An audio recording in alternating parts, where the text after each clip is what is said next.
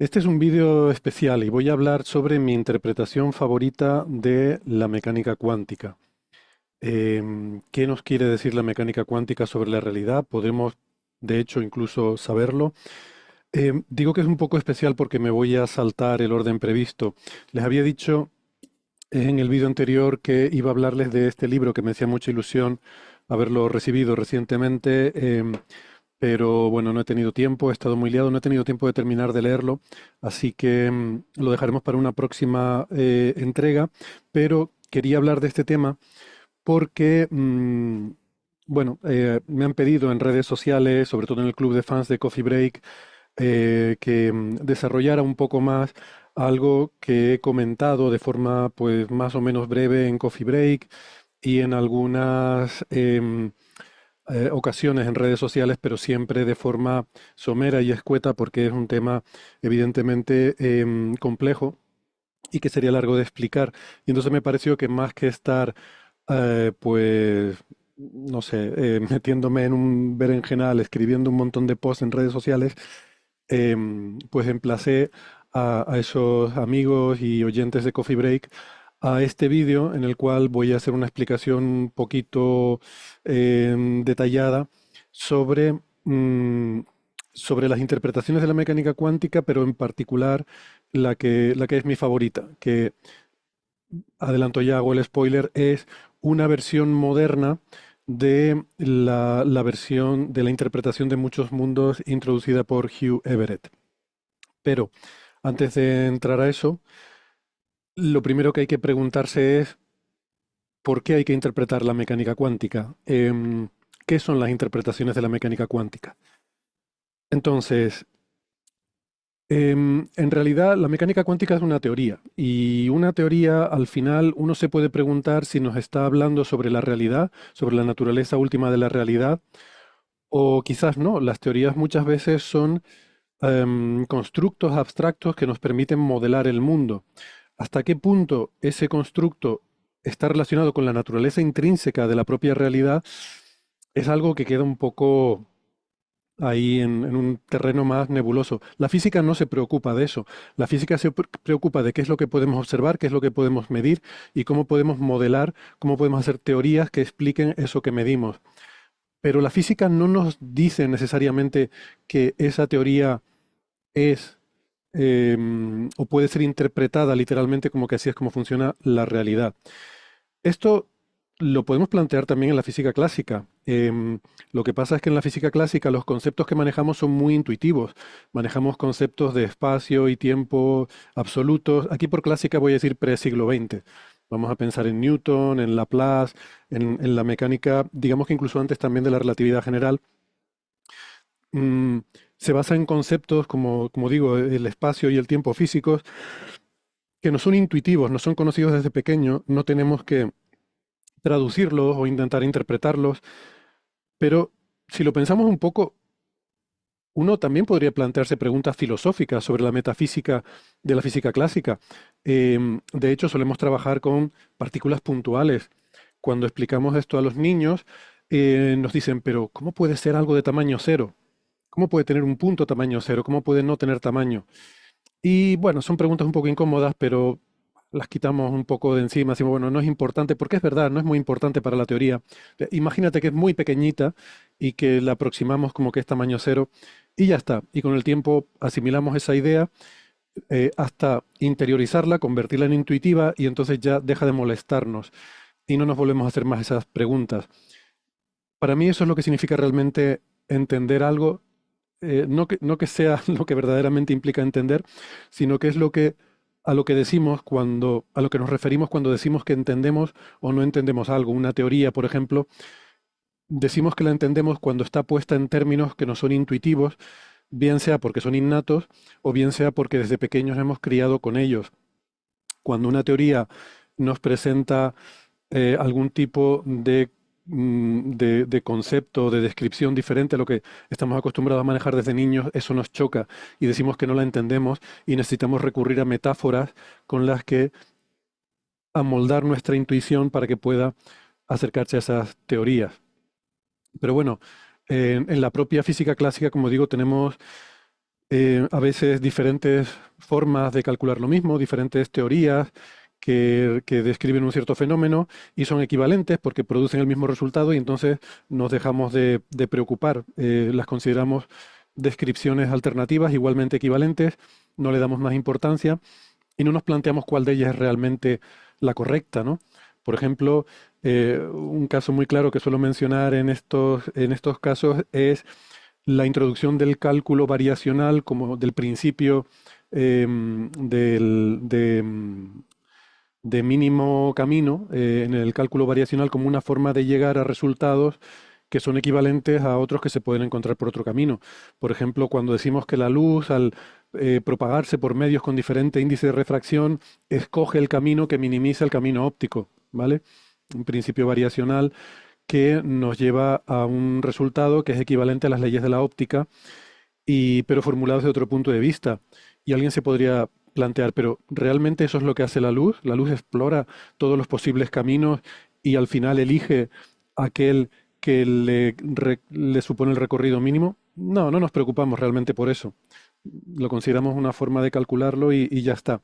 O sea que no solemos hacernos este tipo de preguntas con la física clásica. ¿Por qué con la mecánica cuántica sí?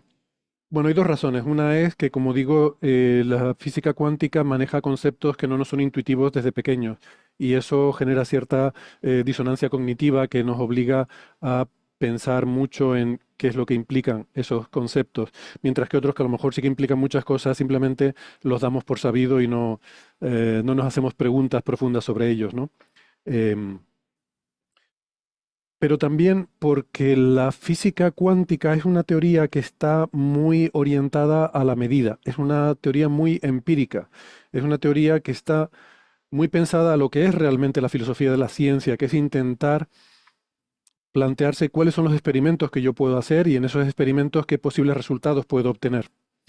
En ese sentido, la física clásica, perdón, la física cuántica está muy separada de la idea de intentar explicar la naturaleza última de la realidad y no lo hace. La física cuántica no está hecha para eso y, y quizás por eso genera tantas dudas. Es una teoría que es muy certera en explicar lo que observamos y al final en eso es lo que consiste la ciencia. Pero bueno, si uno quiere ir más allá de lo que es la ciencia, de lo que es la física, si uno quiere hacer metafísica, si uno quiere hacer filosofía de la ciencia, se puede plantear qué nos está diciendo la física cuántica, la mecánica cuántica sobre la naturaleza de la realidad. Y ahí es donde entran las interpretaciones. Entonces, una cosa hay que dejar clara. Diferentes interpretaciones de la mecánica cuántica, que las hay, em, son indistinguibles observacionalmente. No podemos hacer un experimento que nos diga si tal interpretación es correcta o tal es incorrecta, porque entonces ya no serían interpretaciones, ya serían teorías. De hecho, esto ha ocurrido. A lo largo de la historia ha habido interpretaciones de la mecánica cuántica que luego se demostraron equivocadas porque se encontró que había formas en las cuales uno podía distinguir observacionalmente efectos de una y otra interpretación. O sea, esto puede ocurrir, lo que en un momento uno cree que es una interpretación, realmente puede llegar a una situación en la que se conviertan en teorías alternativas y entonces se pueda distinguir entre ellas, ¿no?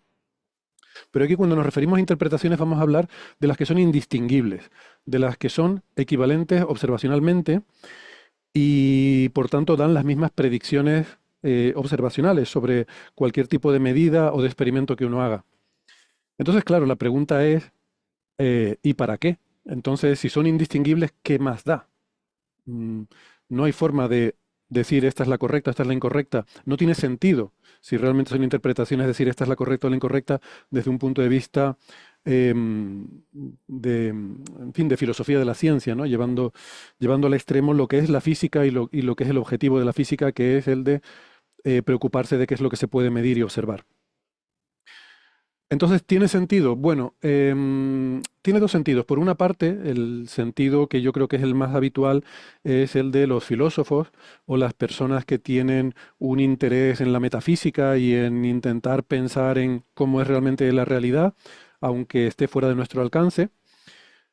Y debo decir que a veces se suele ser un poco, no sé si despectivo es la palabra, con los científicos a la hora de decir que los científicos no se preocupan de esos temas.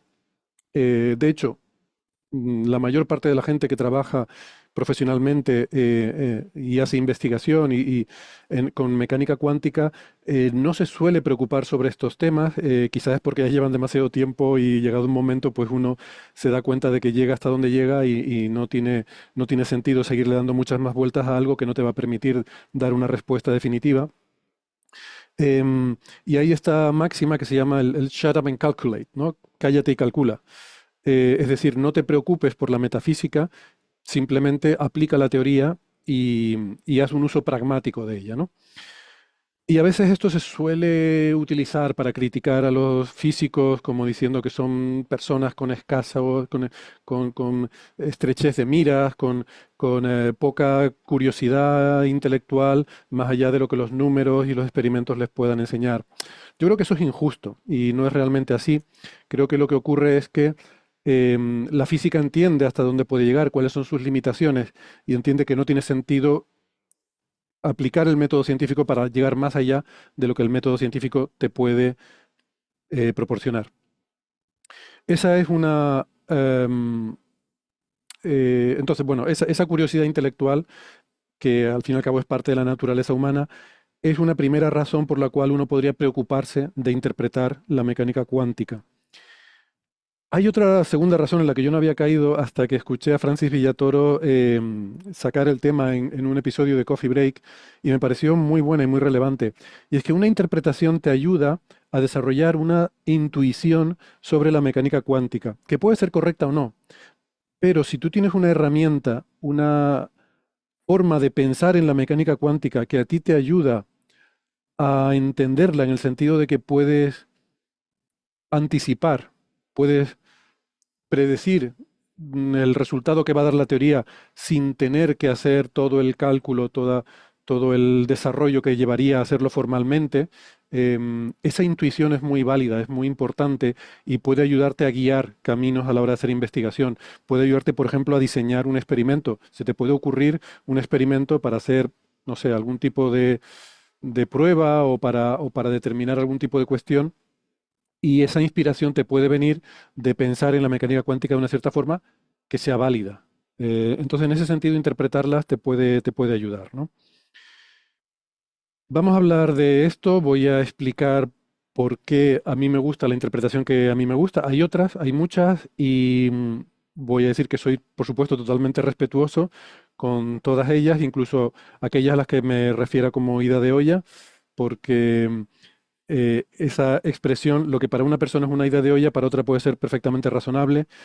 Todas las interpretaciones de la mecánica cuántica tienen algo de contraintuitivo y algo de molesto en el sentido de la forma en la que estamos acostumbrados a pensar clásicamente, nos obliga a renunciar a algún tipo de pensamiento clásico. Renunciar a esos principios filosóficos es algo que, bueno, hay que hacerlo cuando uno se enfrenta, si es un buen científico, cuando uno se enfrenta con la evidencia, tiene que aceptar, tiene que abrazar la evidencia y lo que a donde eso nos conduce, eh, pero a veces uno puede elegir con las diferentes interpretaciones cuáles son los principios filosóficos a los que está dispuesto a renunciar. Y lo que para unos puede ser una ida de olla, renunciar a algún principio, para otros es lo contrario, ¿no? Y aquello puede ser mucho más razonable que lo que a la primera persona le parecía disparatado. Así que insisto, hay muchas interpretaciones. Busquen la suya, busquen cuál es la que para ustedes tiene sentido, cuál es su favorita, y ya está, y quédense con ella hasta que llegue a lo mejor o no un día en el que se pueda refutar, pues entonces, bueno, pues se refuta y a otra cosa mariposa. Pero mientras tanto, lo que a ustedes les ayude a entender la mecánica cuántica, úsenlo porque em, no tiene sentido, es decir, es una cuestión de preferencia filosófica y de preferencia de forma de pensar, es una cuestión de gusto, si se quiere.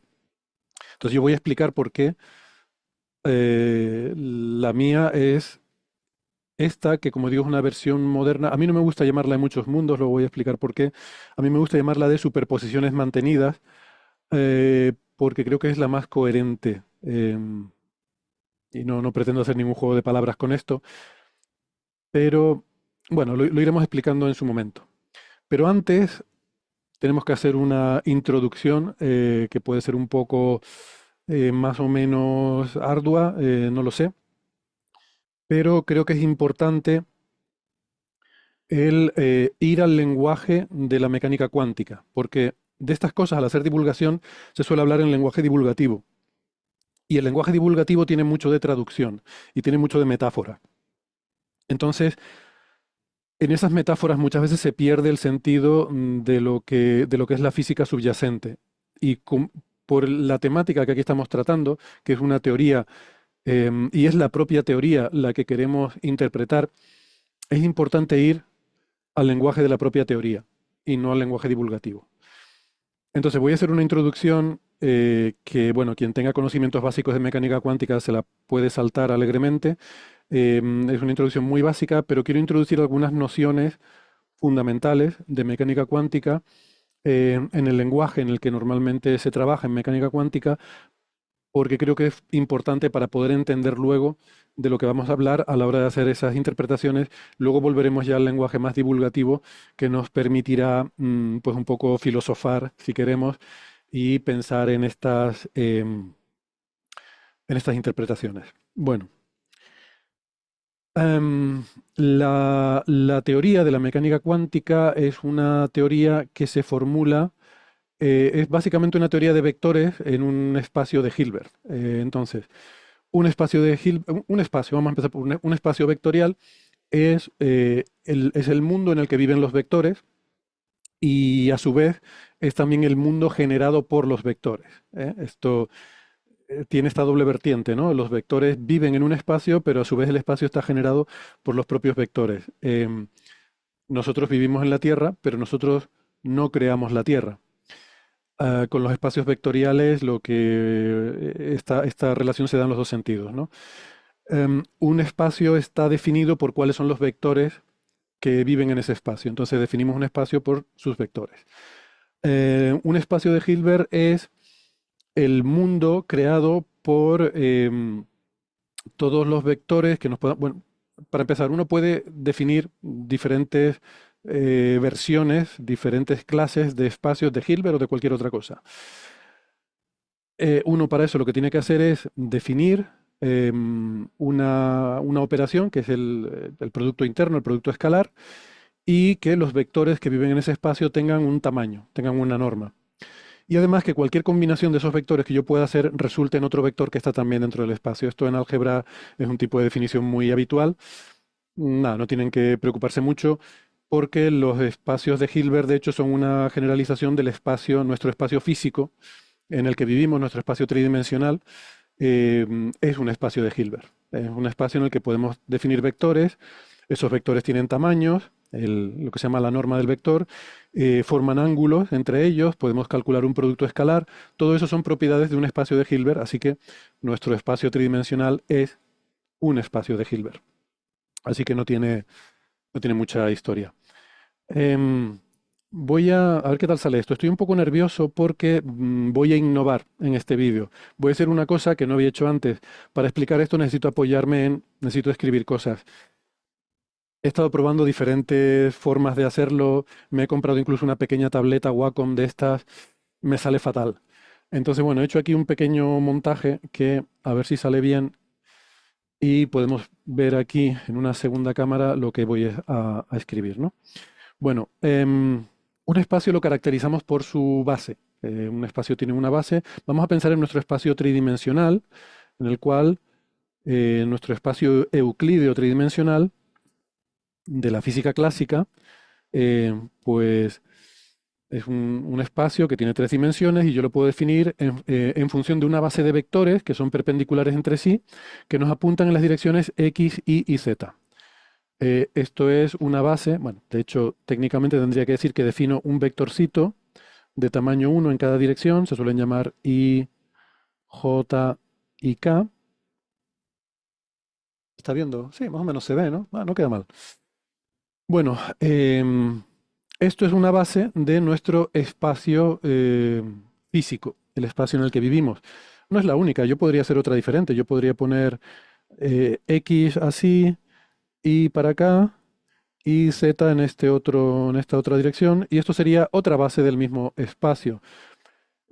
Una base es un conjunto mínimo de vectores de tamaño unidad con los cuales que son perpendiculares entre sí y con los cuales yo puedo generar todo el espacio mediante combinaciones de esos vectores.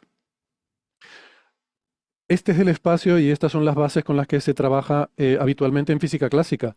Los vectores con los que trabajamos son las posiciones de las partículas, típicamente. Yo tengo las coordenadas, que son x y z de una partícula, ese es su vector de posición, ese vector me define la posición de la partícula y a partir de él puedo derivar su movimiento y en base a eso se construye lo que es la mecánica clásica, como digo, entendido por clásica pre-siglo XX, ¿no? Am, en física cuántica pasa algo parecido, pero no vamos a trabajar en el espacio físico real, vamos a trabajar en un espacio abstracto. Cuando decimos espacio, no es solo nuestro espacio tridimensional, sino pueden ser espacios abstractos generados por vectores de otro tipo. En mecánica cuántica, los vectores con los que trabajamos son típicamente los vectores de estado de un sistema y se suelen representar en una cierta notación de la misma forma que en la física clásica representamos un vector así, con la v y una flechita. En cuántica lo solemos representar el vector de estado con estos símbolos, ¿no? Una rayita vertical, el símbolo mayor que, y en medio pues el nombre de ese vector, A. Aunque por alguna razón no se suele llamar A, se le suelen poner letras griegas, sobre todo la famosa psi, que habrán visto mucho. Cuando se habla de mecánica cuántica, tengo que escribir más grande, perdón. Esto es un vector de estado en mecánica cuántica, la notación. Le sonará la psi porque es la que se suele usar para referirnos a la función de onda, ese símbolo. Y de hecho, eso tiene bastante sentido porque el vector de estado y la función de onda están muy íntimamente relacionados. Como les decía, la mecánica cuántica es una teoría que está muy íntimamente asociada con el proceso de medir, con las medidas que hacemos y los resultados que obtenemos. Por eso la base del espacio que generamos a la hora de de aplicar la teoría de la mecánica cuántica es una base que está basada en el experimento que vamos a hacer. Tenemos que pensar en cuál es nuestro experimento, qué es lo que vamos a medir, qué es lo que vamos a observar y el conjunto de posibles vectores de estado de nuestro sistema cuántico está relacionado con esas medidas que yo puedo hacer. Típicamente la base del espacio en el que voy a trabajar, la base de ese espacio de Hilbert, está constituida por los posibles resultados del experimento. Vamos a poner un caso concreto, vamos a pensar en el spin, que es la propiedad más cuántica que hay. Cuando pensamos en el spin de una partícula, imaginemos un electrón es un fermión, quiere decir que tiene un spin semientero. Frente a los bosones, como por ejemplo, los fotones que tendrían spin entero. Yo puedo hacer un experimento, puedo imaginar que voy a hacer un experimento en el cual voy a medir el spin de un electrón, pero tengo que decir en qué dirección, qué componente del spin voy a medir. Vamos a suponer que quiero medir la componente vertical del spin en la dirección z. Arbitrariamente, supongamos la dirección vertical en nuestro laboratorio. Entonces, yo sé que de esa medida se pueden obtener dos resultados, que es, perdón, se puede obtener un resultado que es spin hacia arriba o spin hacia abajo. Es decir, mi experimento puede dar dos posibilidades. Voy a definir así el estado cuántico de spin hacia arriba y así el estado cuántico de spin hacia abajo. Son las dos posibilidades que puede dar mi experimento. Y con esta base, con estos dos vectores, yo puedo generar todos los posibles vectores de estado de los sistemas cuánticos a los que voy a someter a este experimento. Entonces, el vector de estado de un electrón al que yo vaya a medir su spin en la dirección vertical será pues una cierta constante por el estado spin arriba más otra constante por el estado spin abajo. donde estas dos constantes son números complejos, ¿vale? Y pueden depender del tiempo. Estos dos números pueden ir variando con el tiempo, por ejemplo, según la ecuación de Schrödinger, como sabrán los que ya estén familiarizados con todo esto que estoy diciendo, que perdón si es aburrido para algunos de ustedes. Em, Esto nos da el estado cuántico arbitrario de un electrón al cual yo voy a someter a este experimento de medida del spin. Cuando yo haga la medida, este estado cuántico cambiará, de forma, bueno, una forma que la teoría es muy vaga al respecto de este punto y esto ha generado mucha discusión, mucho debate, pero va a haber una cierta probabilidad de que el spin salga hacia arriba y una cierta probabilidad de que el spin salga hacia abajo. Yo puedo hacer este experimento muchas veces y medir estas probabilidades. La teoría nos dice que la probabilidad de que cada uno de estos experimentos salga hacia arriba o hacia abajo viene dada por ejemplo, la probabilidad de que salga hacia arriba. ¿Se ve bien? Sí, ¿no? La probabilidad de que salga hacia arriba viene dada por esto, que es básicamente no, que es el módulo de C1 al cuadrado. Y la probabilidad de que salga hacia abajo es el módulo de C2 al cuadrado. No tiene mayor historia, como les he dicho, estos son números complejos, pueden tener cualquier valor, ese valor irá variando con el tiempo. Cuando llegue a la máquina y haga la medida, se obtendrán estos valores. Lo que es muy importante para la discusión que vamos a tener es que en ese momento, en el momento en el que yo haga la medida, el estado cuántico dejará de estar en este sistema, dejará de estar en este estado y cambiará a un estado que dependiendo del valor que yo haya obtenido. Si he obtenido spin para arriba, entonces el estado cuántico quedará con el estado spin para arriba, ¿eh? Y ya se mantendrá así constante, no varía con el tiempo. Por otra parte, si he obtenido spin para abajo, pues lo mismo. Entonces el estado cuántico quedaría como el estado de el spin para abajo y ya no varía. Esto es en lo que en terminología de principio del siglo XX se llamaba el colapso de la función de onda. Y esto es uno de los problemas que tenía la mecánica cuántica o que ha tenido y sobre el que se ha debatido mucho es las implicaciones de este colapso de la función de onda.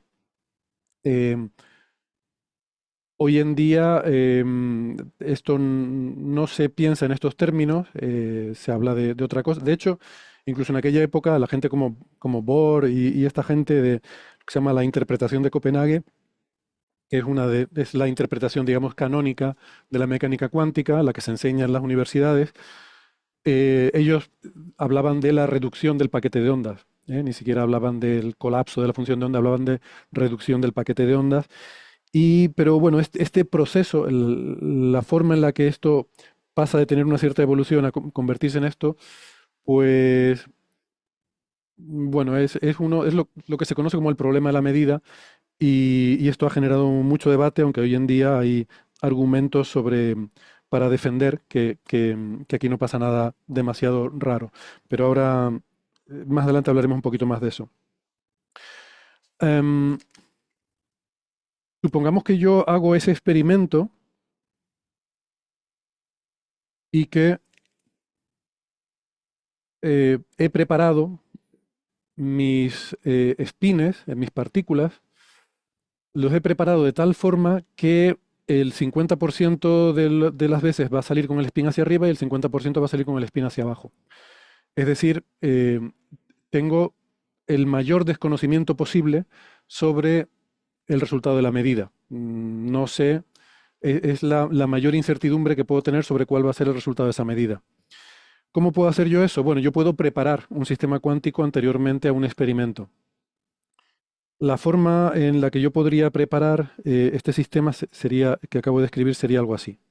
Yo puedo tener un estado cuántico que sea, em, pues, 1 partido por raíz de 2, el que tiene el spin hacia arriba, y más. en realidad puede ser más o menos, de hecho este también puede ser más o menos, ahora les digo por qué, 1 partido por raíz de 2, el que tiene el spin hacia abajo. ¿Vale? ¿Por qué? Porque recuerden, como había dicho antes, que la probabilidad de que me salga spin hacia arriba es esto al cuadrado, por lo tanto será un medio. ¿Vale? De hecho, como estos son números complejos, estos coeficientes C1 y C2, esto puede ser más menos, que lo voy a elevar al cuadrado, pero puede tener cualquier término de fase imaginaria, ¿no? Puedo aplicarle E elevado a I por cualquier ángulo, convertirlo en un número imaginario, y su módulo al cuadrado sigue siendo un medio. Entonces, este factor se llama factor de fase, bueno, no voy a entrar en eso, da igual. La cuestión es que yo puedo preparar un sistema cuántico, ¿cómo? Pues, por ejemplo, haciendo una medida en otra componente del spin. Porque las tres componentes del spin, les dije que íbamos a medir la dirección vertical, pero hay otras dos componentes, la dirección X y la dirección Y. Cada una de esas medidas em, resulta que se ha comprobado experimentalmente que son medidas que tienen una particularidad entre ellas, que es que conocer información sobre una de ellas destruye la información sobre las otras. De tal manera que si yo mido el spin en la dirección X, eso destruye inmediatamente cualquier información previa que yo pudiera tener sobre las otras dos direcciones, reseteándolas a este valor de 50%. O sea que yo podía haber hecho un experimento previo en el cual yo tengo una base de spin a la izquierda y spin a la derecha. Hago esta medida, obtengo un resultado, el que sea, me da igual, pero ahora ya esos electrones, ya sé automáticamente, después de haber hecho la medida, sé en qué estado están. Va a estar spin izquierda o spin derecha, saldrá uno de los dos resultados cuando yo haga la medida, me da igual. Independientemente de cuál sea el resultado que salga, el spin en la dirección Z, el experimento para el spin en la dirección Z, ese electrón, cuando yo vaya a hacer ese experimento, va a estar caracterizado por este vector de estado. Entonces, la razón por la que le cuento esto es porque esas dos medidas, digamos, la medida para preparar y la medida que es la que realmente quiero hacer, son independientes. Viven en espacios diferentes. El espacio de Hilbert de esta medida, la dirección X, esta medida vive en un espacio de Hilbert diferente a esta otra medida. Es decir, esto no es como la mecánica clásica, que yo puedo tener la trayectoria de una partícula, le pasa una cosa, sigue la partícula, a lo mejor interactúa no sé, un planeta, se acerca a otro planeta, sufre una perturbación gravitatoria y sigue. Ahí todo ese recorrido lo hacemos en un mismo espacio, el espacio físico, real, el espacio que conocemos, X y Z. Estos espacios son abstractos y el espacio está asociado al experimento que yo voy a hacer. De hecho, tiene su propia base que es diferente. En este caso, la base de la medida del spin en X son estos dos estados, el estado spin izquierda, spin derecha, y cuando hago la otra medida se hace en otro espacio diferente, ¿vale? No son espacios físicos reales, son espacios matemáticos en los cuales viven los vectores de estado de la mecánica cuántica. Por eso me interesaba contar esto aquí. Bueno, entonces, en este proceso, cuando ocurre esto, yo digamos que he preparado mis electrones de esta manera, los paso por la maquinita que mide su spin vertical y obtengo un valor. Ahora la función de onda ha colapsado. Esto lo digo con un poco de mala leche porque sé que a la gente más canónica le molesta que se diga que ha colapsado. Da igual. La cuestión es que mi sistema estaba en un estado que es un estado que evoluciona siguiendo unas ciertas leyes de la mecánica cuántica y ahora de repente se ha convertido en lo que se llama un estado puro, porque el estado es uno de los estados que forman la base de mi experimento y ya no va a evolucionar más. Ya no va a evolucionar más, se queda así congelado. Eso es muy importante, eso tiene implicaciones importantes porque rompe, el hecho de que esto ocurra así, rompe el determinismo y rompe la unitariedad. ¿Por qué se rompe el determinismo? Bueno, porque, como les he explicado, cuando yo hago mi medida sobre sobre este sistema, con este vector de estado que he preparado, voy a tener un 50% de probabilidad de que mi electrón me dé el spin para arriba y un 50% de probabilidad de que esto me dé el vector para abajo. Y la mecánica cuántica me dice que esta incertidumbre es intrínseca, es impepinable. No se puede saber qué resultado va a salir. Solo puedo saber las probabilidades, ¿vale? Normalmente esto no genera mucho problema porque solemos trabajar con muchas partículas, ¿no? Yo que trabajo en astrofísica, el ruido fotónico es importante, pero los instrumentos suelen detectar miles, millones de fotones, entonces lo que vemos es la estadística y eso es muy predecible, te da una predictibilidad muy importante y muy precisa.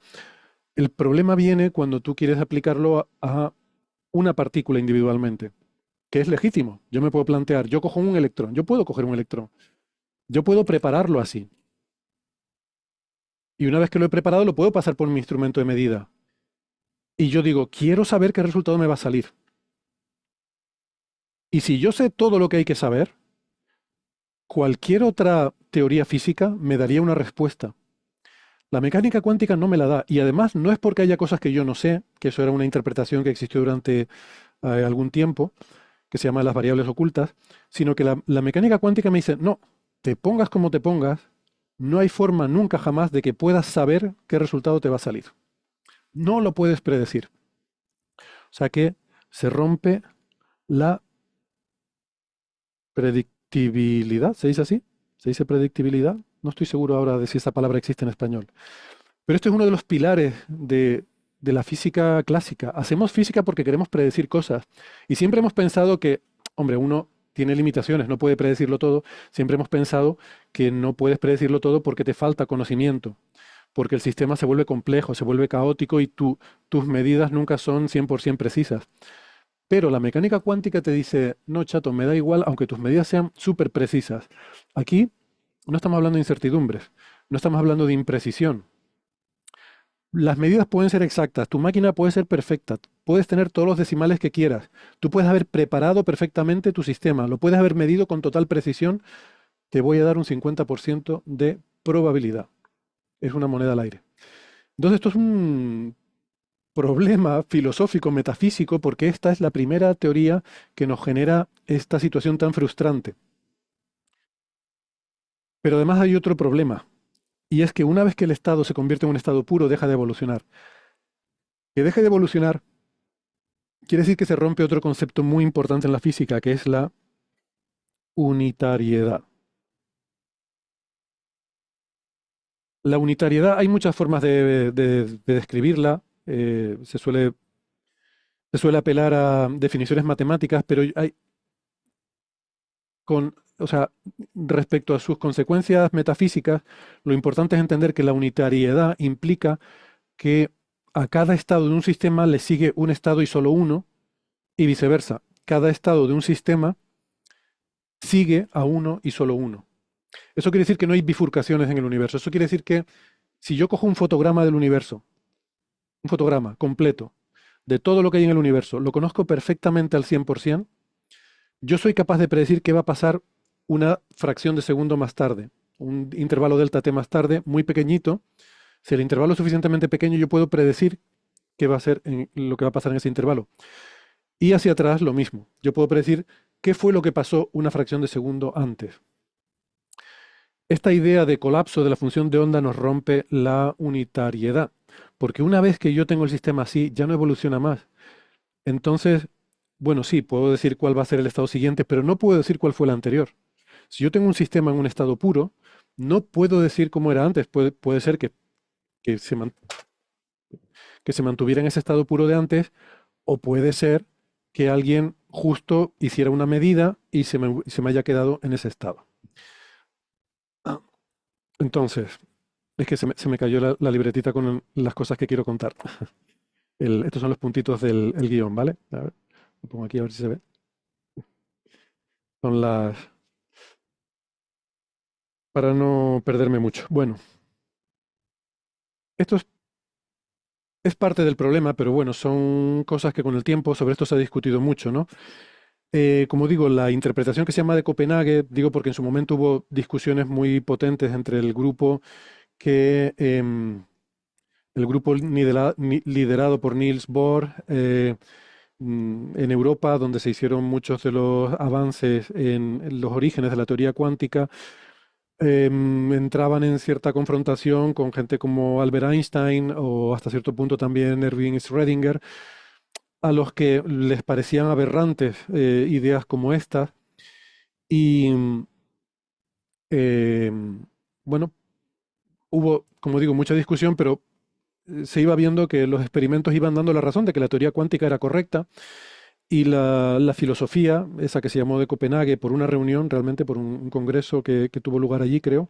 Esto lo tengo que repasar, ¿eh? Igual me he patinado un poco con el por qué se llama de Copenhague, pero bueno, es como se suele llamar, la interpretación de Copenhague. Nos dice que se siente, es así y punto, y no te preocupes más por eso. Esto ocurre así, la función de onda colapsa, la predictibilidad se rompe, hay probabilidades que son insalvables, Dios sí juega a los dados, en contraposición a la famosa frase de Einstein de que Dios no juega a los dados, esto no puede ser que quede totalmente indeterminado. Y la unitariedad, pues, mala suerte, hay que acostumbrarse a que el mundo es así. Y de hecho, efectivamente, no pasa nada. Quiero decir, esto no viola ninguna lógica subyacente, no crea paradojas, no crea contradicciones. Lo que pasa es que molesta, ¿no? Va un poco contra el sentido común, porque estamos acostumbrados a tener una imagen del mundo, por lo menos quien haya pensado un poco en términos científicos, en una imagen más mecanicista, más determinista y tal. Y luego empezó una discusión que ya luego llevó durante varias décadas, que hoy en día ya está superada, pero que llevó a plantear ideas muy locas como que luego se convirtieron, o sea, en nuestra historia reciente han acabado dando lugar a idas de olla absurdas, a magufadas y a ideas muy disparatadas. ¿Qué es? ¿Qué es lo que hace que la función de onda colapse? Insisto en que sé que a la gente que hace cuántica hoy en día no le gusta ese término de colapso, ahora voy a matizar todo eso, pero históricamente existía esa noción, ¿no? Y existía el problema de qué es lo que hace que la función de onda colapse, porque sabemos que cuando interactúa, si mi electrón, en vez de interactuar con un aparato de medida que hace que colapse su función de onda, interactúa con otro electrón, sabemos que no le va a ocurrir eso. No se va a romper la unitariedad. Lo que va a ocurrir es que van a interactuar y van a quedar en un proceso del que hablaré en un momento, que es el entrelazamiento cuántico.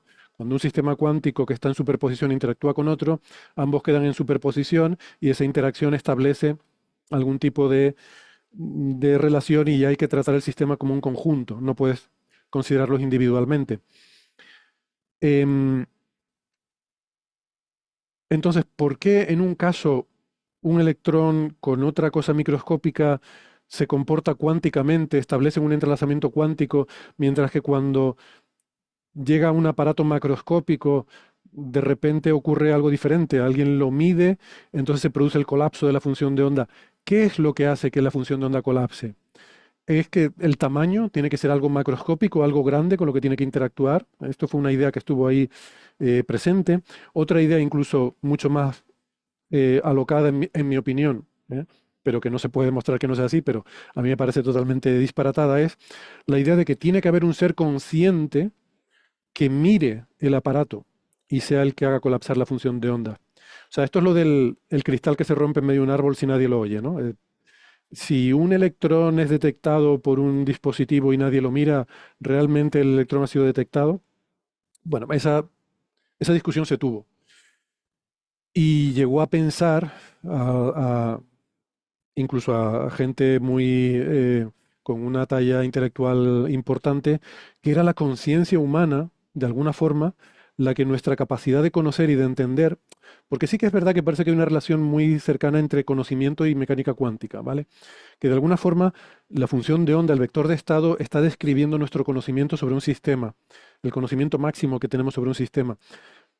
Pero esto, llevado un poco al extremo, sugería esa idea, que es la conciencia humana, es el cerebro el que de alguna manera produce el colapso de la función de onda. A mí personalmente eso me parece un disparate, quizás por mi concepción mecanicista y determinista del mundo, incluida la propia conciencia, no me parece que eso se pueda sostener. Am, Hoy en día, la gente que defiende, que como digo, es la mayoría, es la interpretación, digo, como digo, con la que se enseña en las universidades y con las que se enseña la mecánica cuántica normalmente, se, bueno, se defiende o se argumenta que eso no es problema, porque lo que ocurre realmente es que la mecánica cuántica establece una distinción entre el sistema cuántico y el aparato de medida. Tal como está formulada la teoría, es una teoría de sistemas cuánticos que son medidos por un aparato externo. Entonces la teoría no es capaz de tener en cuenta las interacciones tan complejas que tienen lugar entre el sistema cuántico microscópico y el sistema de medida que es macroscópico, y se producen una infinidad de interacciones entre eso y el ambiente a su vez.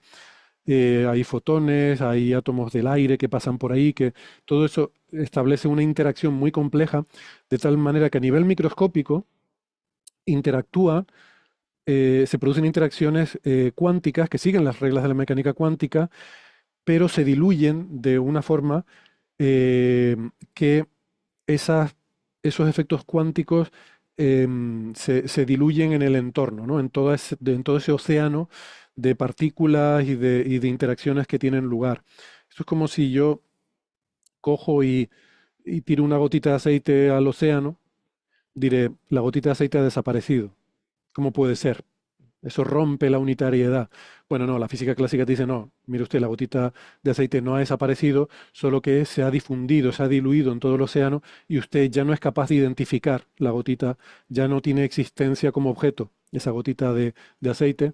Quizás elegí un mal ejemplo porque el aceite no se mezcla con el agua, pero bueno, piensa en cualquier otra cosa, un grano de sal, algo que se va a diluir en el océano y va a dejar de tener su identidad propia, ¿no? A esto se le llama decoherencia, ¿no? Es la forma por la cual se pierde, ¿no? La coherencia se pierde con las interacciones en el entorno. Al final, nos sonará familiar en nuestra experiencia cotidiana porque es lo mismo que pasa con el debate político, que se pierde la coherencia a medida que se producen interacciones con el entorno. Em, entonces, la decoherencia es una explicación fundamental dentro de la interpretación canónica, esta de Copenhague, de la mecánica cuántica, para explicar estos problemas que tenía la interpretación original. O sea que cuento esto porque históricamente las cosas tienen su proceso, ¿no? Y cuando hablamos de la interpretación de Copenhague, no es lo mismo la original, la que tenía la gente que estaba teniendo esas discusiones, que la forma en la que la gente que hoy defiende la interpretación de Copenhague la ve. Es una visión diferente de la interpretación de Copenhague. Y digo esto porque yo voy a defender también una visión diferente de la interpretación de muchos mundos, que uno podría plantearse hasta qué punto no es una interpretación diferente. O sea, ¿en qué momento deja de ser una versión de una interpretación y se convierte en una interpretación nueva?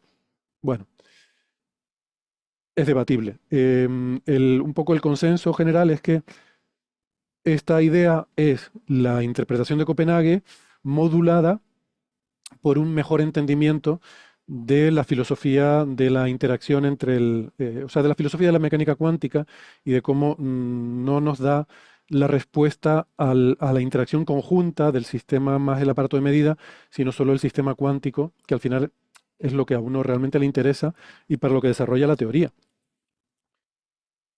Debo decir también que esto no es falta de interés por los físicos. Nos encantaría, por supuesto, poder tener en cuenta todo, el electrón, el aparato de medida, el observador, el entorno, el mundo y el universo, pero no, no damos para todo. Hasta ahora no hay ninguna teoría que explique eh, todo, y cuando digo todo es todo, sino que tenemos que ir por partes, ¿no? Es posible que algún día haya una teoría que mejore todo lo que, de hecho, de alguna forma hay desarrollos, hay teorías que mejoran, o que expanden la mecánica cuántica, como teoría cuántica de campos, por ejemplo, que resuelve algunos de los problemas de mecánica cuántica, pero em,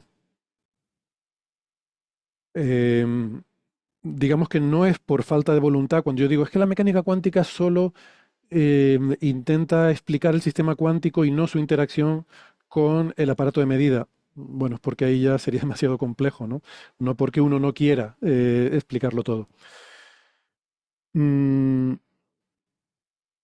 bueno, he perdido un poco el hilo porque me he salido de lo que quería contar. Entonces, bueno, este punto del colapso, ¿no? Que era un tema importante, hoy en día ya no se habla, esta versión moderna del colapso de la función de onda ya no se habla así, ni de reducción del paquete de onda, pero sigue permaneciendo una cierta inquietud y un cierto debate sobre qué significa realmente la medida, aunque, como digo, dentro de la decoherencia, se explica el que esto no sea paradójico. ¿Vale? No hay ninguna paradoja no hay ninguna falacia lógica con la interpretación de Copenhague, es perfectamente defendible y mucha gente la defiende y la usa como una interpretación de lo que es la realidad, incluso. O sea, que la realidad, las cosas ocurren como se nos da en la interpretación de Copenhague, por eso es una interpretación válida.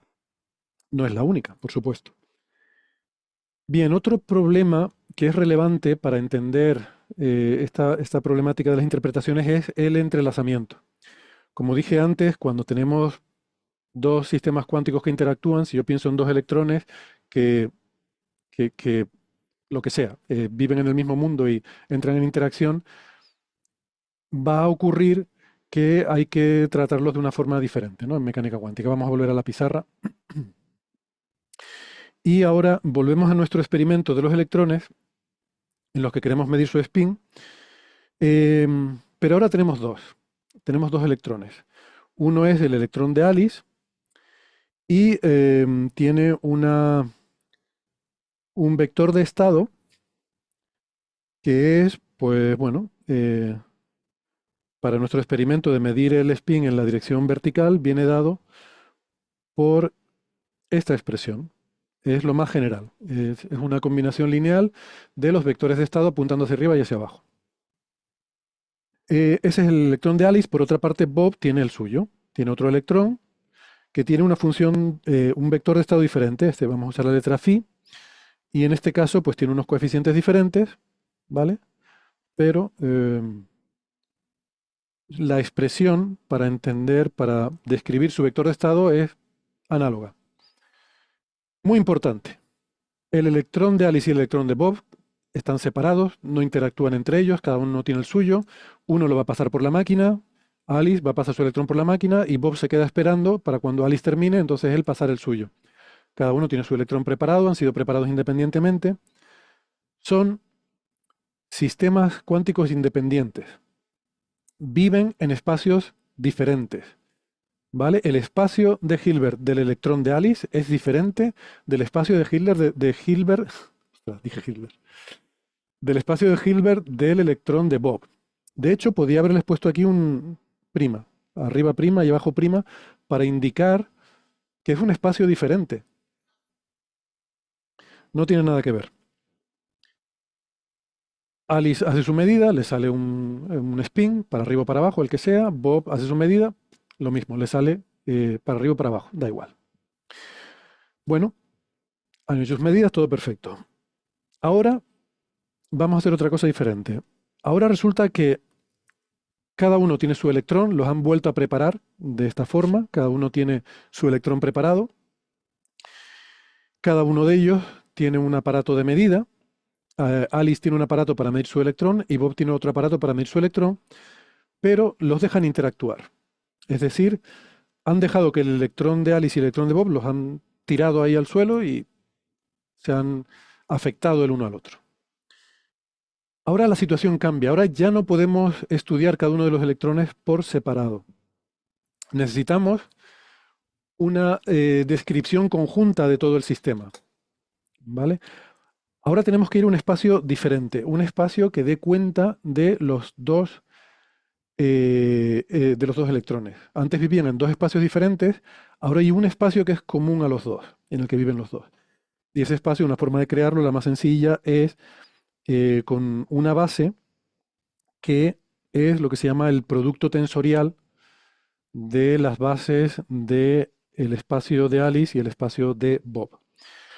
Ahora tenemos una base, cuando tenemos los dos electrones, em, el producto tensorial de esas dos bases sería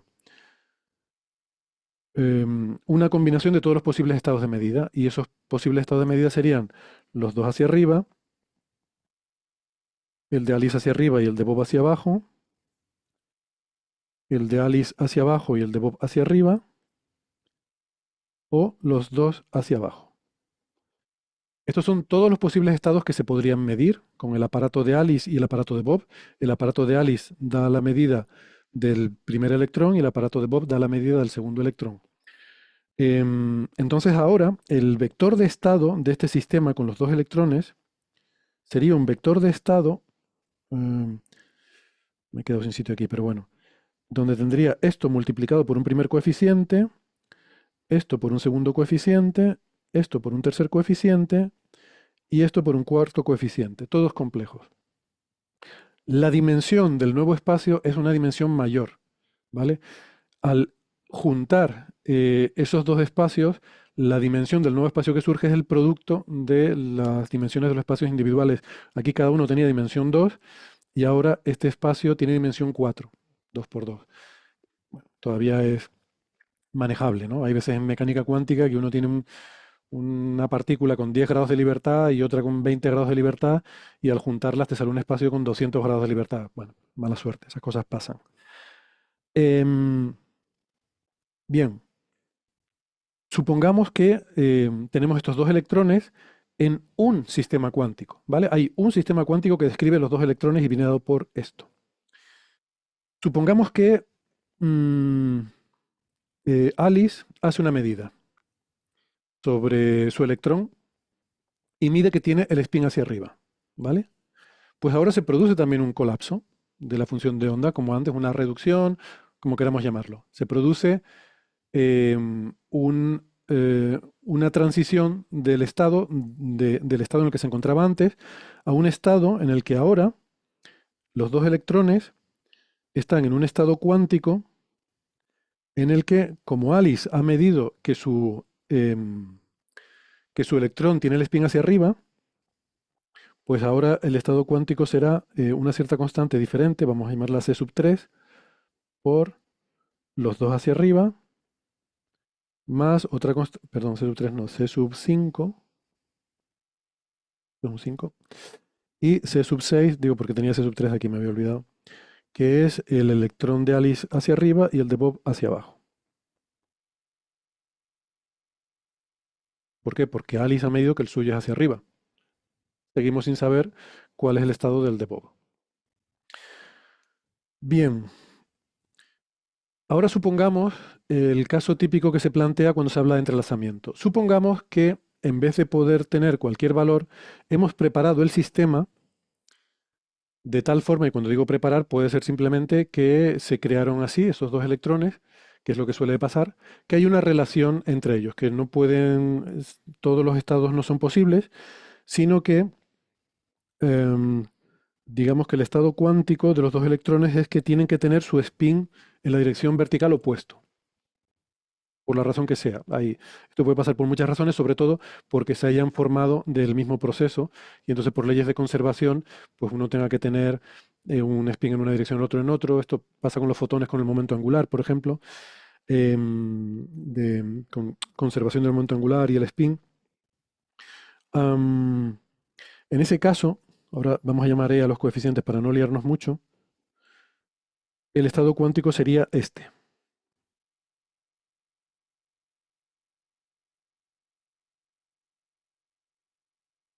Es decir, sería un estado cuántico en el que tengo una combinación de un estado con el electrón de Alice hacia arriba y el de Bob hacia abajo, o el spin de Alice hacia abajo y el de Bob hacia arriba. Esta es la forma en la que los hemos preparado. Si ahora Alice mide el suyo y le sale que el suyo está hacia arriba, pues claro, lo que se suele decir después de la medida, el sistema va a quedar en un estado en el que ya sabemos que el de Bob tiene que estar para abajo. O sea, no hace falta coeficiente, el estado queda así. El estado de el electrón de Alice hemos visto que tiene su spin hacia arriba, por lo tanto el de Bob lo tiene que tener para abajo, aunque no hayamos medido el electrón de Bob. ¿Vale?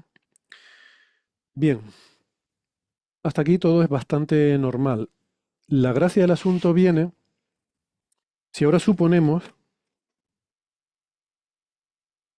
que volvemos a preparar esos dos electrones, Alice y Bob vuelven a preparar dos electrones que están entrelazados de tal manera que tienen que tener sus espines opuestos.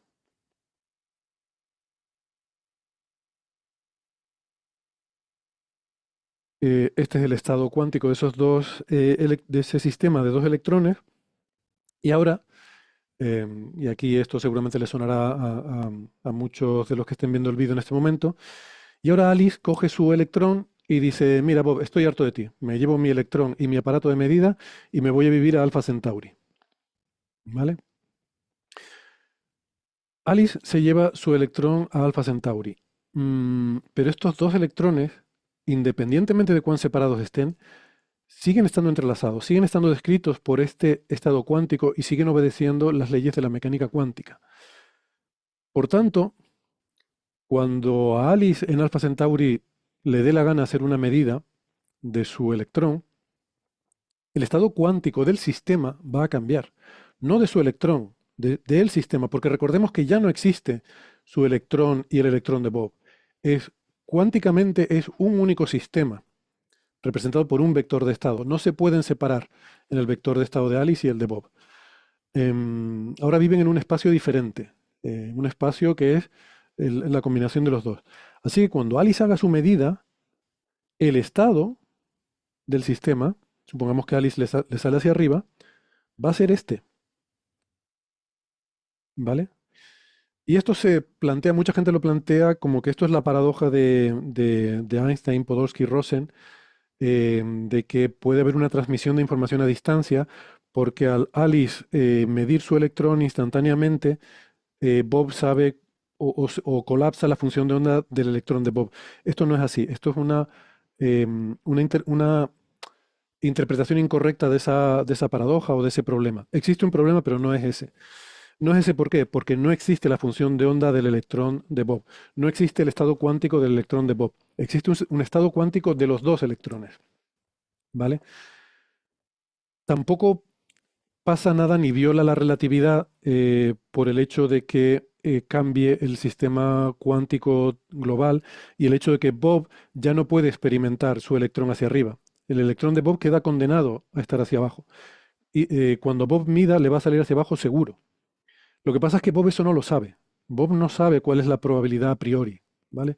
Por eso estas cosas hay que hacerlas em, para ver si el entrelazamiento existe o no, hay que hacerlo con muchas partículas y hacer estadística y ver las correlaciones, ¿no?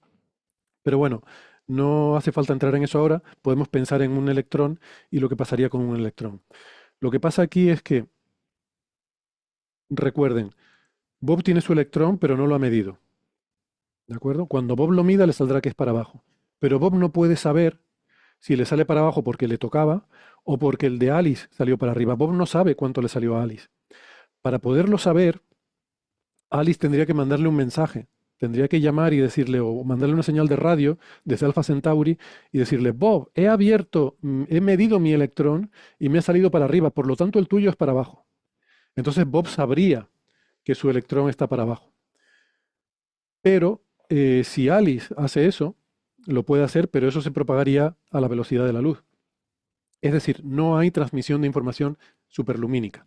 Por tanto, no hay problema tampoco con la relatividad, con el principio de la no propagación de señales más rápido que la velocidad de la luz. No se pueden enviar señales por el entrelazamiento cuántico. Alice puede hacer lo que quiera con su electrón, no puede afectar al electrón de Bob. Esto también nos lo dice la mecánica cuántica. Si Alice tiene un sistema que hace medidas tiene un aparato que hace medidas sobre una parte del sistema, en un sistema que está sujeto a entrelazamiento cuántico, esa medida es independiente de las medidas que pueda hacer Bob en su parte con el otro electrón. Así que no hay nada que pueda hacer Alice que le pueda hacer llegar a Bob eh, por vía del entrelazamiento la información de que ella ha medido su electrón y mucho menos de que ha salido lo que sea. Por tanto, el entrelazamiento no transmite información y no viola la relatividad. Así que cuando se planteó este problema de decir, bueno, pero esto cambiaría instantáneamente la situación del electrón de Bob. Sí y no. Ya dije antes que no es cierto, no existe una función de onda del electrón de Bob, existe solo una función de onda del sistema conjunto, pero sí es verdad que afecta las posibles medidas que puede obtener Bob. Lo que pasa es que no lo afecta de forma que viole la causalidad ni que viole la transmisión de información, que produzca información de transmisión superlumínica, por lo tanto no viola ningún principio de relatividad. ¿Qué es lo que ocurre con este? ¿Cuál es el problema que se da con esto? El problema que se da es que de alguna forma el estado cuántico lleva implícita una cierta no localidad. El electrón de Alice y el de Bob son el mismo sistema cuántico. La mecánica cuántica no sabe nada del espacio que separa esos dos electrones. Tú puedes tener un sistema cuántico separado a distancias gigantescas y sigue siendo un mismo sistema cuántico. No hay nada en los postulados de la mecánica cuántica, no hay nada en el vector de estado que te indique a qué distancia están las partes de un sistema. El espacio y el tiempo, de hecho, también el tiempo es otro tema sobre el que se discute mucho en mecánica cuántica, no vamos a entrar en eso hoy, pero en- como que no forman parte de la teoría cuántica. Entonces, según la interpretación de Copenhague, no pasa nada. El sistema cambia su función de onda de ser esto a ser esto y no pasa absolutamente nada, no se viola ningún principio. Nos puede resultar más o menos agradable, pero de nuevo es cuestión de gustos, es cuestión de gusto filosófico. Habrá quien no le guste que un sistema en el cual su- sus partes constituyentes están alejadas años luz, ese sistema pueda alterarse de forma instantánea em, su vector de estado. Bueno, pues no te gustará, a mí no me gusta, pero bueno, se asume y no pasa nada. No genera ningún problema físico, ¿vale? Es simplemente metafísico o de gusto, como digo. ¿Y qué más iba a decir yo con esto? El,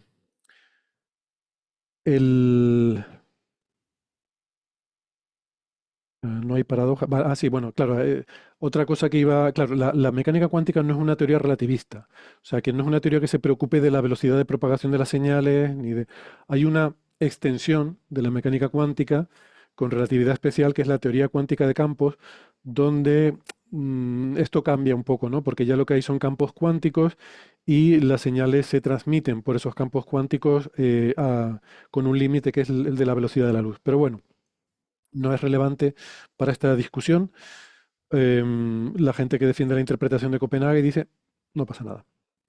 Ven que hasta ahora estoy hablando de la interpretación de Copenhague y de los problemas, en fin, que no son problemas graves, que no son problemas catastróficos, pero sí son las insatisfacciones o esas cosas un poco difíciles de asimilar que tiene.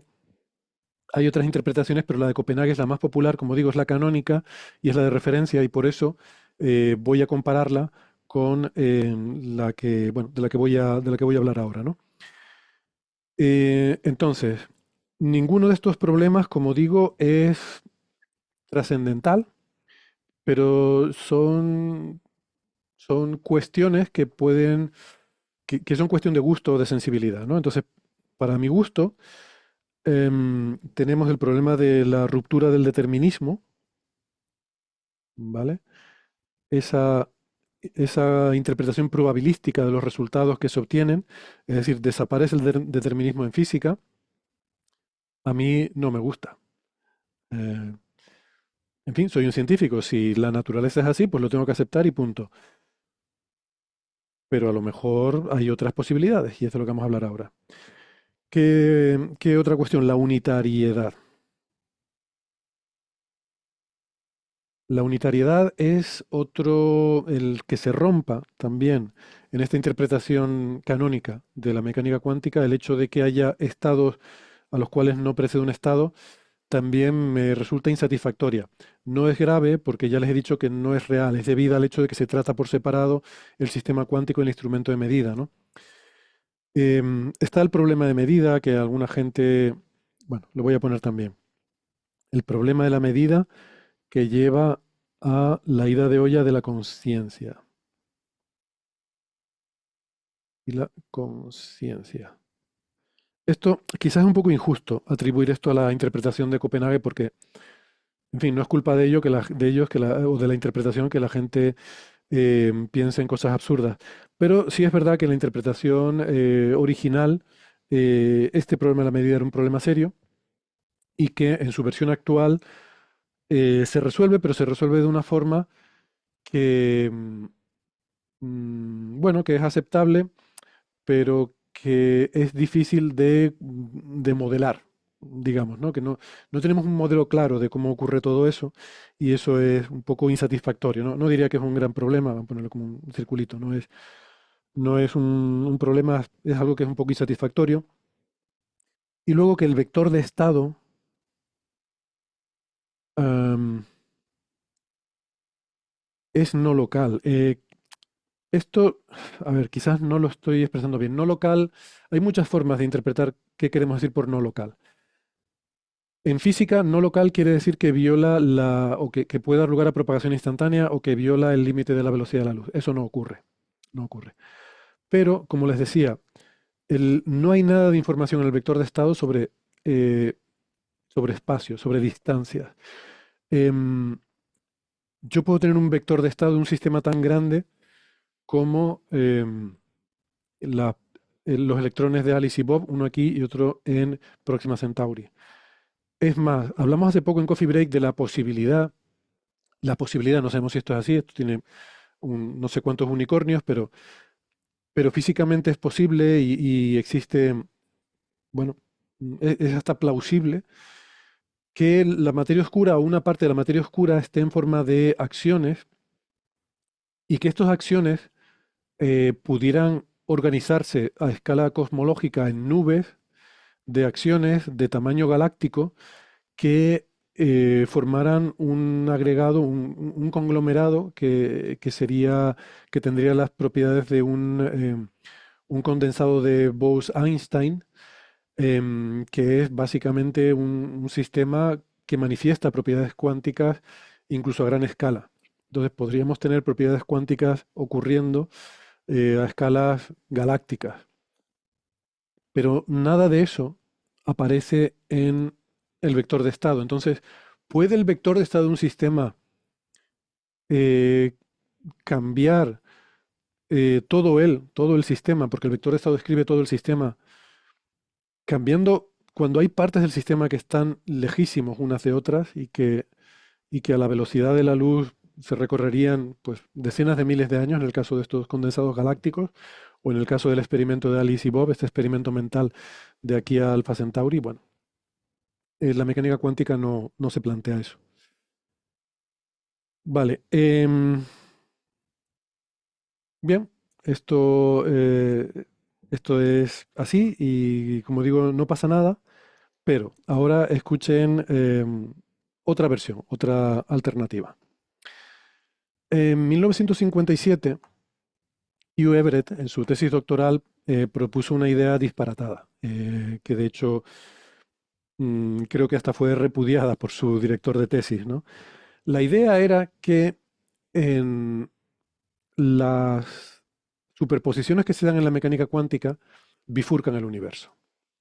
En su interpretación, lo que ocurre no es que los electrones estén en una superposición o sí que están en una superposición de estados, pero cuando los medimos, el universo se bifurca. Y no es que haya un 50% de probabilidad de que te salga el spin para arriba o para abajo, sino que hay un universo en el que el spin sale para arriba y otro universo en el que el spin sale para abajo. Y hay versiones paralelas de la historia del universo en la que eso ocurre.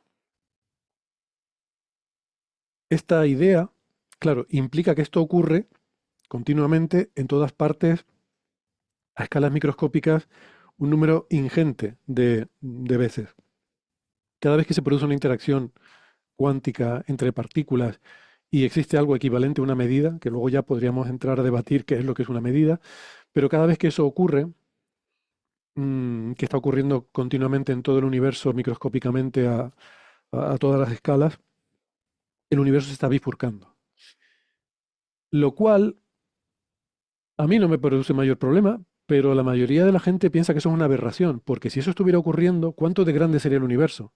Y digo, vamos a ver, no sabemos si el universo es finito o infinito y no veo a nadie tirándose de los pelos.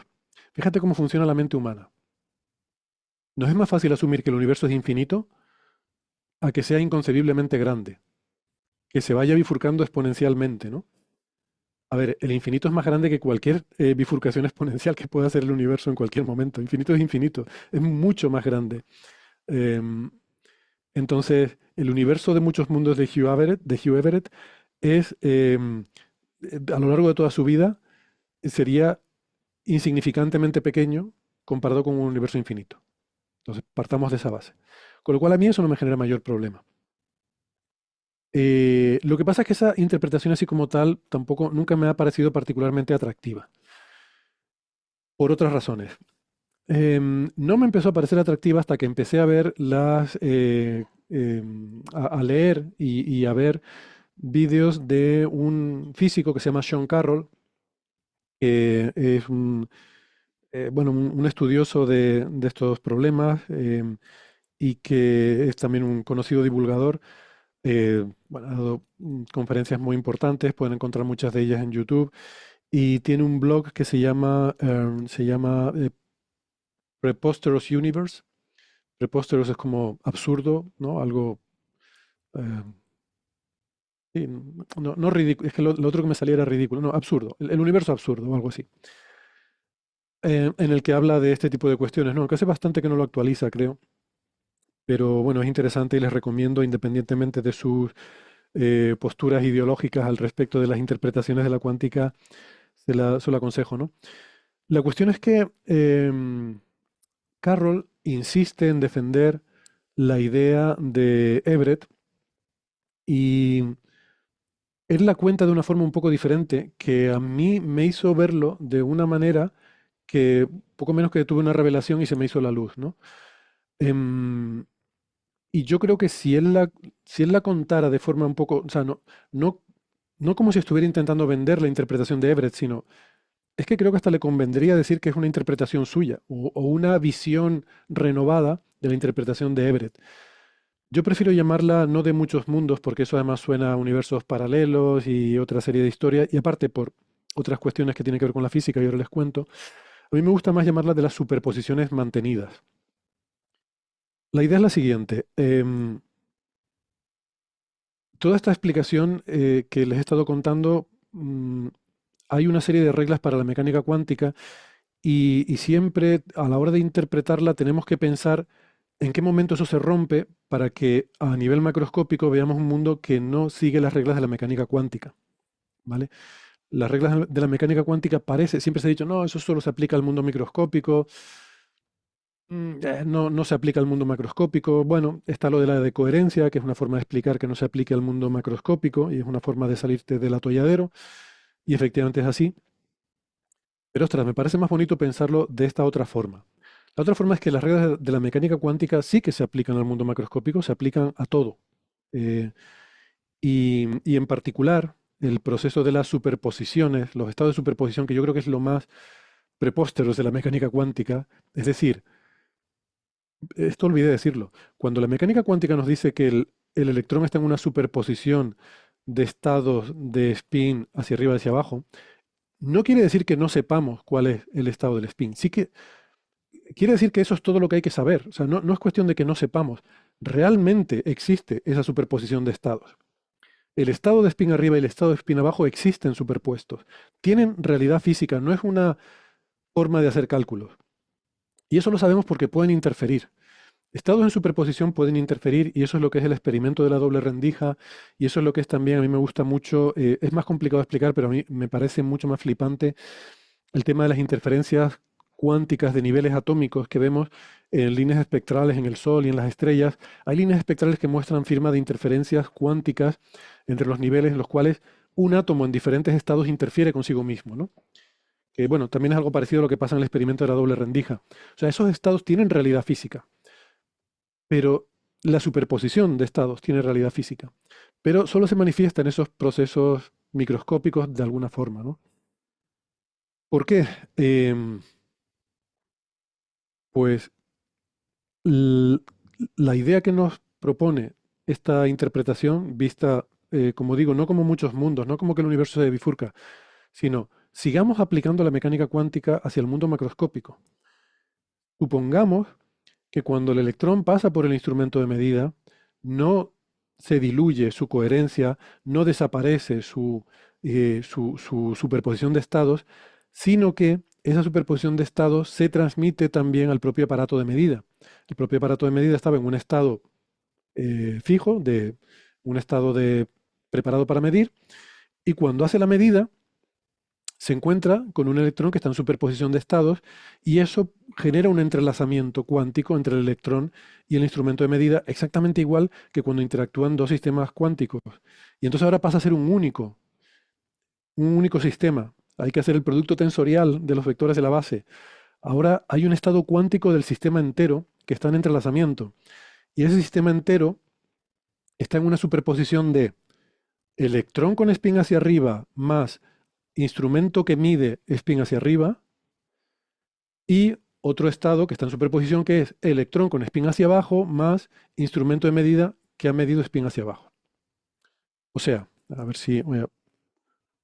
esto es un diagramita, seguramente no hace falta dibujarlo, pero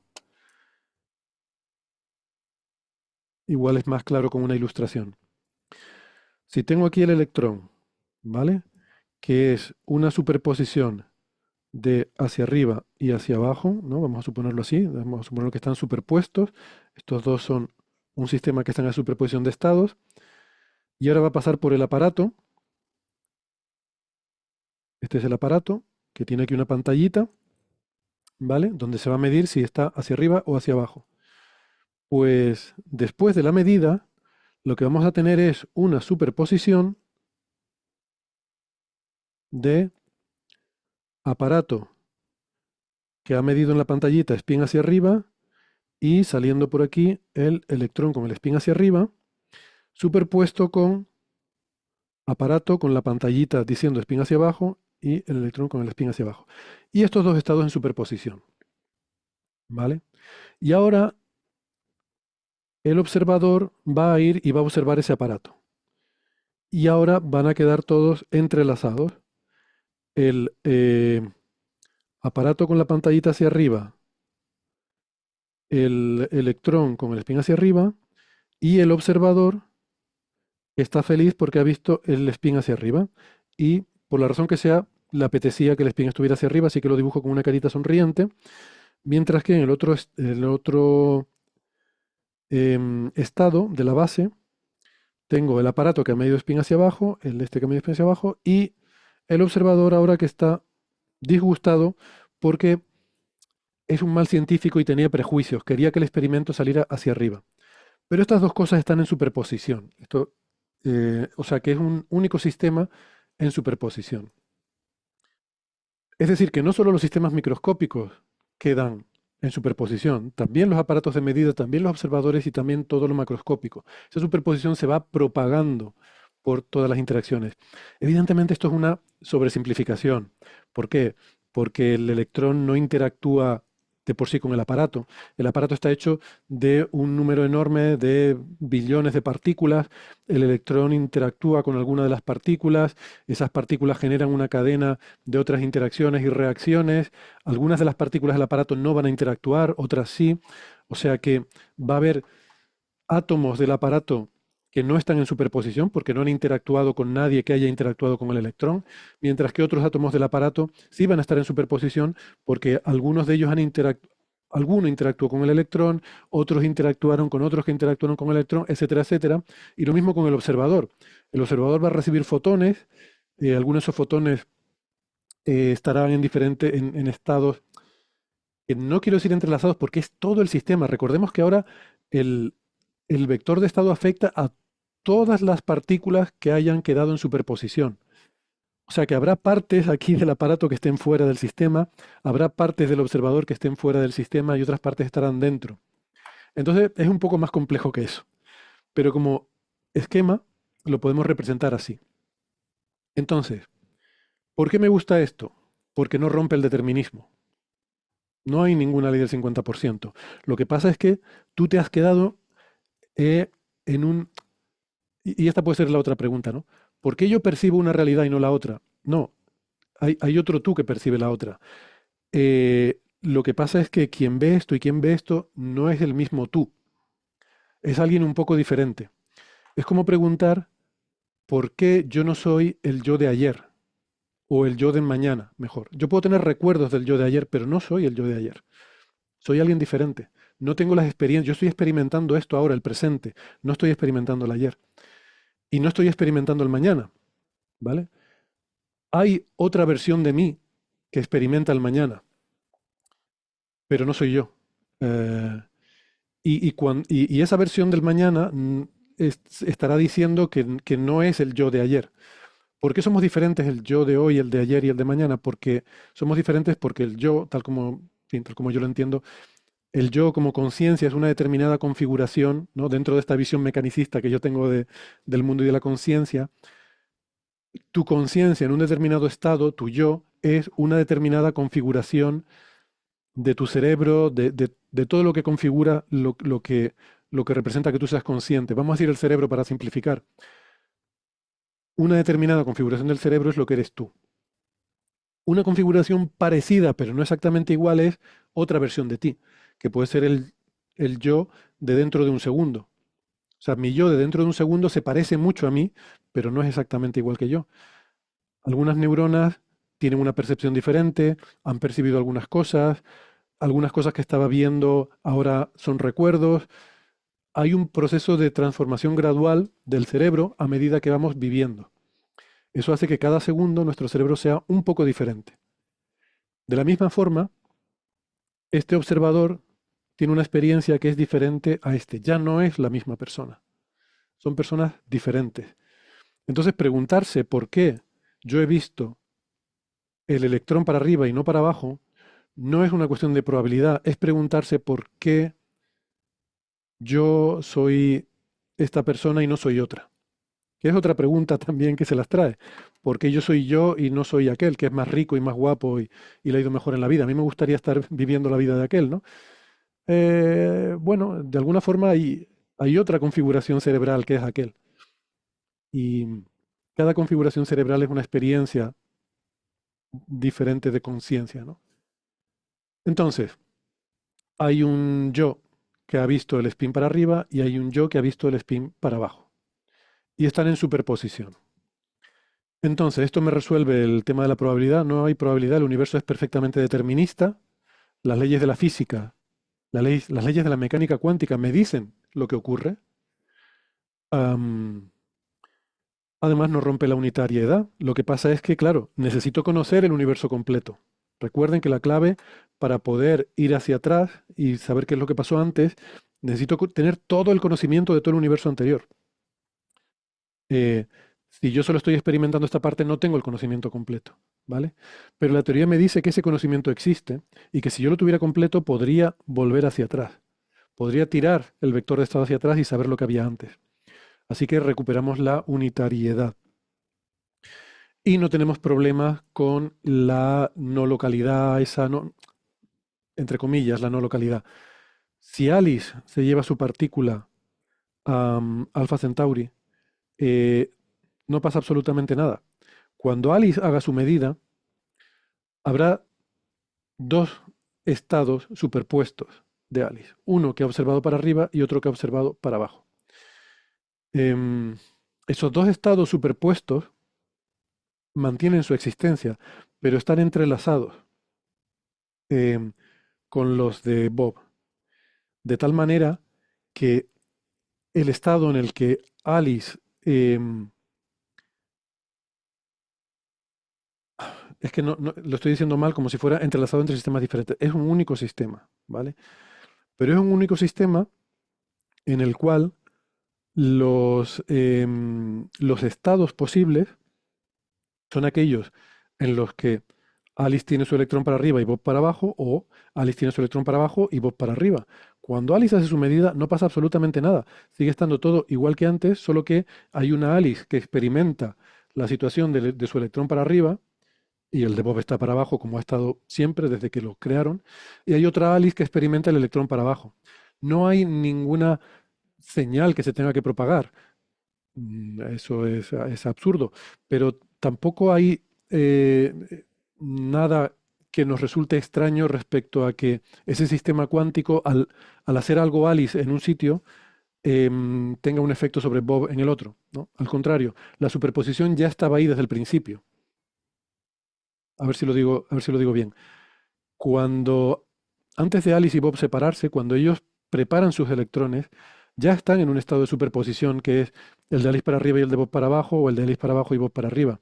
El hecho de que Alice se vaya y haga una medida del suyo no hace absolutamente nada más que de esos dos estados superpuestos en los que convive Alice, hace que se decante por uno de ellos. ¿Vale? La medida lo único que hace es separar al observador entre el que ha visto un estado y el que ha visto otro. ¿Vale? Pero los estados en sí no se alteran. El ejemplo del gato de Schrödinger, que es y ya con esto termino, que es lo que se suele plantear para intentar buscarle los tres pies al gato, si me permiten la tontería, con este tipo de cuestiones de las interpretaciones.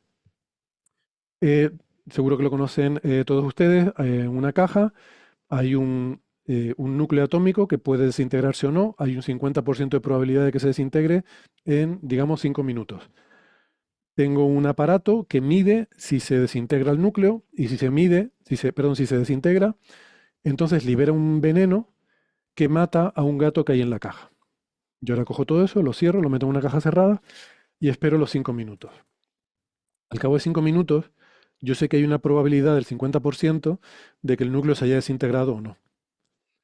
Con lo cual, si uno piensa de forma naif, en términos cuánticos, fue la razón por la que Schrödinger propuso este experimento mental como una forma de demostrar lo absurda que era la mecánica cuántica en esa interpretación de Copenhague, pues si lo aplicamos de una forma ingenua, y de hecho diría incorrecta, podríamos pensar que hay un 50% de probabilidad de que el núcleo se haya desintegrado o no, el núcleo estará en una superposición de estados. Por tanto, el aparato de medida estará también en una superposición de estados de que se ha disparado o no se ha disparado. Y finalmente el propio gato estará en una superposición de estados de que está vivo o está muerto. Mientras yo no abra la caja, yo no sabré en qué estado está el gato. No sé si el gato está vivo o muerto. Así que mientras yo no mire, el gato está en una superposición de gato vivo y muerto. Esta era la formulación original de la paradoja para decir que es absurdo que el que un experimentador tenga la llave sobre el colapso del estado cuántico. Em, a esto, claro, se aplican ciertas cautelas, ¿no? O digamos que esto se rebate con una serie de argumentos. Uno es la de coherencia, porque estamos pasando de estados cuánticos coherentes microscópicos a interacciones macroscópicas con el entorno, con todo lo que hay alrededor, que hacen que se produzca una decoherencia y que se realice una de las probabilidades. No hay una interferencia, no hay una superposición de estados. También, por otra parte, hay quien dice que el propio gato es un observador, el gato sabe si está vivo o está muerto, pero claro, ya entonces eso nos mete en los temas estos de la conciencia, ¿no? Si hace falta que sea un ser vivo para saber, para colapsar esto, para observarse. Bueno, yo creo que la explicación de la decoherencia es la que defiende la interpretación canónica. En la interpretación de las superposiciones mantenidas es muy sencillo. Existe las dos líneas en superposición. Em, el núcleo se desintegra y no, está en superposición. El aparato se desintegra, se dispara y no está en superposición. El gato está en superposición vivo-muerto. Y cuando yo voy y lo miro, el observador está en superposición también de un observador que ha visto el gato vivo y que ha visto el gato muerto. Esto es muy esquemático, presentando solo dos ramas, pero en realidad esto se ramifica muy rápidamente a medida que se amplifica desde lo microscópico a lo macroscópico. Yo no apelaría simplemente a la decoherencia como una forma de destruir la superposición, sino diría que a medida que va habiendo interacciones con los fotones, con el entorno, colisiones térmicas, todo eso, hace que la superposición de estados se vaya propagando a diferentes partículas. Va a haber partículas dentro de la caja que no se vean afectadas porque no interactúan con nada, y va a haber partículas que sí se ven afectadas porque algunas van a interactuar con partículas que están en superposición debida al proceso de desintegración del átomo o no. Todas esas partículas que están en superposición, esas superposiciones se van a ir propagando. Todo eso va a generar esa propagación de interacciones de forma que em, acabaremos con versiones del gato que al final el estar vivo o muerto, evidentemente, acaba afectando a todos los átomos, a todas las moléculas del gato, porque finalmente es muy diferente estar vivo que estar muerto, ¿no? Entonces eso sí que terminará afectando a todo el gato. Cuando yo abro la caja em, y observo, en esta interpretación hay em, las partículas que componen al gato y están en superposición, a su vez, interac- interactuarán de diferente forma con el entorno, con los fotones, y yo veré fotones de diferente forma. Habrá como una superposición de historias de fotones en los que yo veo un gato muerto o en los que veo un gato vivo. Eso pues entrará por mis ojos y, bueno, poco a poco, entre comillas, será muy rápido para escalas de tiempo humanas, pero generará toda una cascada de interacciones con partículas en superposición que pueden interactuar o no con según qué fotones que hagan que vea o no que el gato esté vivo o muerto. Todo eso generará un estado psicológico mental en mí, en mi cerebro, que reaccionará poniéndome contento si el gato está vivo o poniéndome triste si el gato está muerto, de tal manera que al final pues mm, habrá una parte de mí que sea transparente a toda esta superposición, que esté igual, yo qué sé, a lo mejor, ¿qué te digo yo? No sé, tendré huesos que no se han enterado de si el gato está vivo o muerto, pero todas las partes de mí que tienen que ver con lo que yo he experimentado conscientemente, con mi cerebro, con lo que he visto y con las sensaciones que eso me produce, las hormonas que genere, la tristeza, la alegría, todo eso, em, pues quedará en superposición. O sea que no es tan sencillo como que hay una versión de Héctor contento y una versión de Héctor triste, sino que es más complicado, ¿vale? A nivel microscópico. Pero para entenderlo esquemáticamente lo podríamos ver así. ¿Qué ventaja tiene esto sobre la visión de los muchos mundos de Everett? Porque según la versión de Everett, el universo entero se bifurca. Es decir, que yo abra la caja y vea si el gato está vivo o muerto, hace que Alpha Centauri, Alice, que está en Alpha Centauri, se duplica también. No, no tiene por qué. ¿Por qué se va a duplicar Alpha Centauri? No, no tiene sentido. Y cuando Sean Carroll lo cuenta así, dice que el universo se bifurca y tal.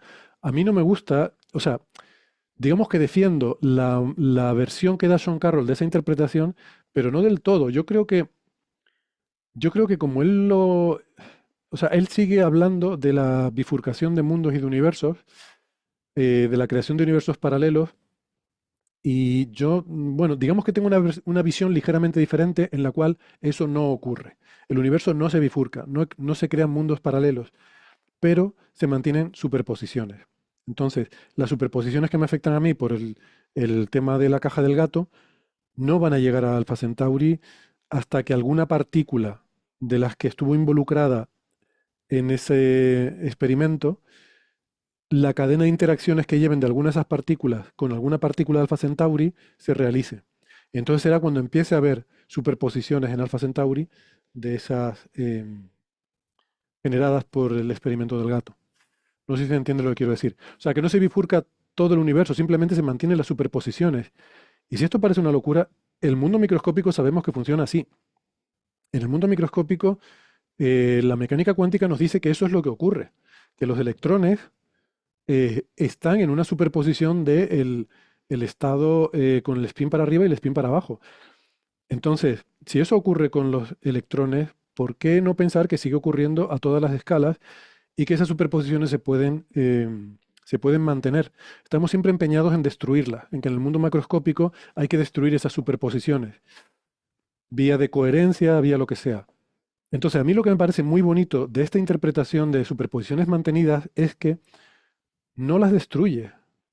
Es decir, abraza la mecánica cuántica a nivel macroscópico. Simplemente traslada todas esas reglas y dice, esto sigue ocurriendo a todos los niveles. Las superposiciones siguen dándose. No somos conscientes de ellas, porque tenemos un sesgo de observador, ¿vale?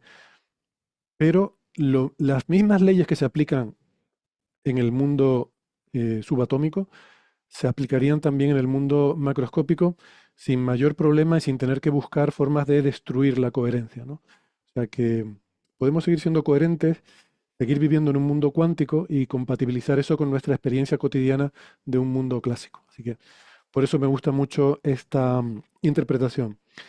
Insisto, me permite mantener el determinismo, me permite mantener la unitariedad, no me genera problemas de localidad, no me genera ningún otro tipo de problemas. Lo único es que tengo que estar dispuesto a asumir que las mismas leyes de superposición que ocurren a escala microscópica se dan también a escala macroscópica. No tengo ningún problema con eso. De todas las interpretaciones que he visto de la mecánica cuántica y que he podido leer con un poquito de detalle, esta es la que me resulta más agradable filosóficamente y además creo que me facilita entender mejor eh, cómo funcionan los experimentos y, eh, y no sé, mientras nadie me diga que eso no puede ser así, mientras sea una interpretación compatible con todo lo que sabemos, pues a mí me gusta y creo que me permite tener una idea intuitiva eh, que, que me facilita entender mejor la mecánica cuántica. Entonces, eso es lo que quería contar. Gracias por llegar hasta aquí y a ver si ya sí que el próximo día em, hablamos de mi libro. Adiós.